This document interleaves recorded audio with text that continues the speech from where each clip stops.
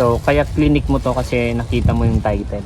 So, paano nga ba makapag-ipon kahit minimum lang yung sinasahod mo? Ito realistic to na na pamamaraan.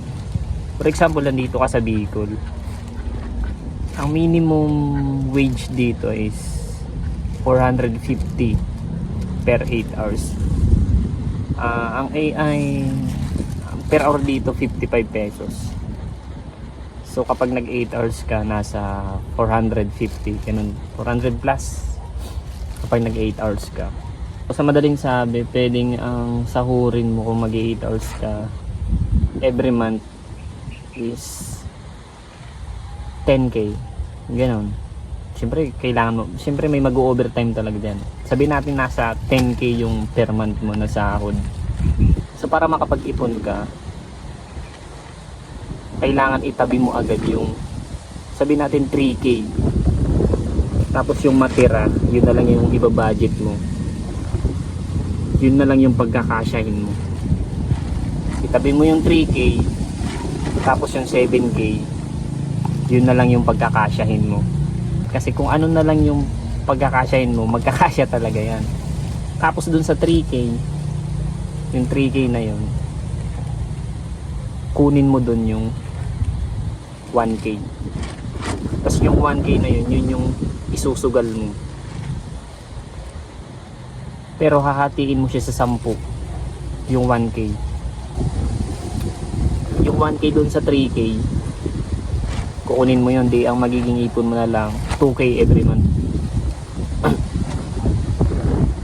Kunin mo yung 1k, tapos i-take risk mo, hatiin mo sa 10 or sa 5 yung 1k, tagto 200 or tago 100. Hahatiin mo yung 1k kasi yun yung isusubok mo sa mga iba-ibang side hustle. Halimbawa, gusto mong subukan yung buy and sell, ukay-ukay. Hanap ka lang ng mga items na, sabihin natin, yung mga damit na tago 100. E di dun sa 1k, makakabili ka ng 10. Make sure mo na, yung pipiliin mong mga damit is kaya mong mabenta ng times 3, times 5, times 2. Tapos i-post mo online. Yun, hindi naka-take risk ka na ng 10 paninda. Tapos sa sunod mo na sahod next month, dati lang yung gagawin mo. Kunin mo yung 3k, tapos yung 7k, yun lang yung pagkakasyahin mo. Tapos dun sa 3k, kukunin mo yung 1k ulit. I-take risk mo ulit dun sa sabihin natin sa, wag naman sa buy and sell, sa na, kakanin. Ayun, magtitinda ka ng sabihin natin mga kakanin, tapos ibibenta mo sa mga kapitbahay mo or sa mga katrabaho mo. Yung alam mo lang na lutuin, tapos ibenta mo. 2 months pa lang may 4k ka na naipon. Sa sunod na buwan, gawin mo ulit yun. Itago mo ulit yung 3k, tapos kunin mo yung 1k.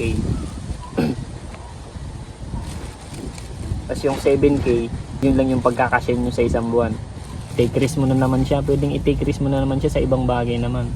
Sabihin natin yung sunod mo na side hustle is kagaya nung katrabaho ko, nagtitinda siya ng pabango na nabili niya ng 200 sa online, tapos binibenta niya sa mga katrabaho ko ng 400. Yun. So maghanap ka lang ng online shop na nagtitinda ng pabango na mura at okay naman yung amoy, mabango siya. Tapos benta mo ng doble. May bibili at bibili din na barkadang nakatrabaho mo. So yun yung sunod mo na side hustle. Fast forward na natin, sabihin natin naka 1 taon ka ng ipon. Sa 1 taon meron ka ng 24k niyan. Siyempre marami ka nang sinubukan na na mga side hustle. Kung yung gumana dun, yun na yung papatuloy mo na side hustle. Habang nagtatrabaho ka, marami ka nang nasubukan, marami kang na-take risk na bagay. So alam mo na kung ano yung gumagana na side hustle para sa'yo. So yung ipon na yun, sa loob ng isang taon, yun na yung gagamitin mo dun sa side hustle na ano mo, na figure out mo. Yun na yung papatuloy mo. So kahit empleyado ka, kaya mo mag-take risk ng 1K sa kada sahod mo, at the same time nakakaipon ka. So kung may natutunan ka sa video na to, subscribe, like, comment ka na rin sa baba kung ano pa yung alam mo na side hustle, at kung nakaipon ka dahil sa video na to, balik ka next year or next month, gamitin mo yung method na yun. As comment ka dito sa baba kung may naipon ka at may na-figure out ka na side hustle. At abangan nyo yung susunod nating vlog at yung mga sunod kong upload. Subscribe, comment, like, and share. Hanggang dito na lang. Salamat sa inyo.